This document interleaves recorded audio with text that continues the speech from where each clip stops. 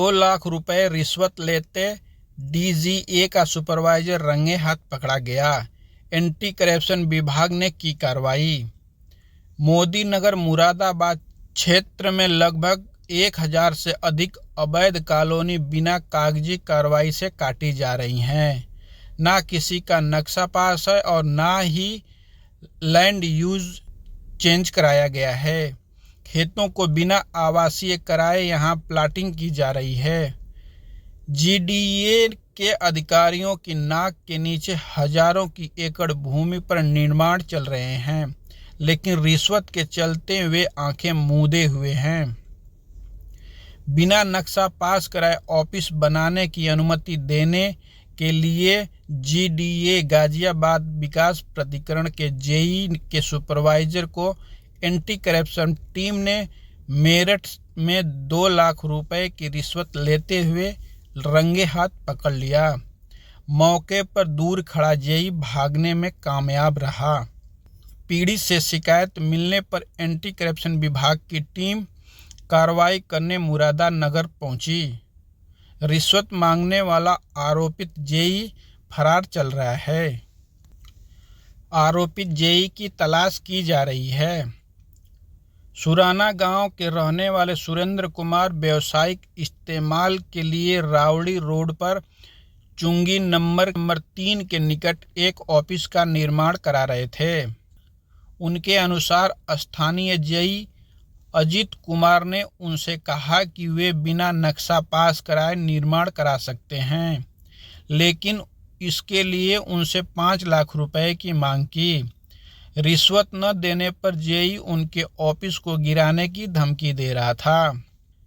परेशान होकर पीड़ित ने इस संबंध में एंटी करप्शन विभाग में शिकायत की। शिकायत मिलने पर एंटी करप्शन विभाग मेरठ के निरीक्षक दुर्गेश कुमार व निरीक्षक मयंक अरोड़ा के नेतृत्व में टीम मौके पर पहुंची और 2 लाख रुपए की रिश्वत लेते जेई के सहयोगी सुपरवाइजर राजकुमार रंगे हाथ पकड़ा गया। मौके से दूर खड़ा जेई टीम को देखकर भाग निकला। विभाग की टीम ने आरोपित के सहयोगी रहे सुपरवाइजर राजकुमार को गिरफ्तार कर लिया है। टीम सुपरवाइजर से पूछताछ कर रही है। सुपरवाइजर को निलंबित कर दिया गया है।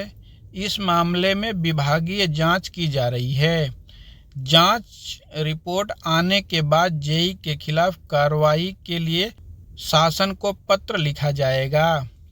एंटी करप्शन विभाग के अधिकारियों के कहने पर पीड़ित ने जेई के सहयोगी को 2 लाख रुपए लेने के लिए चुंगी नंबर 3 के गेट पर बुलाया था।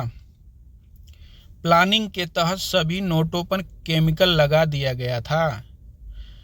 तय समय पर दोनों रकम लेने पहुंचे।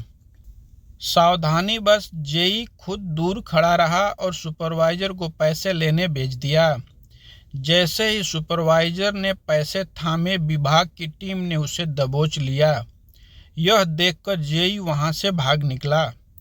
टीम ने उसका पीछा करने का प्रयास किया, लेकिन सफल नहीं हो सके।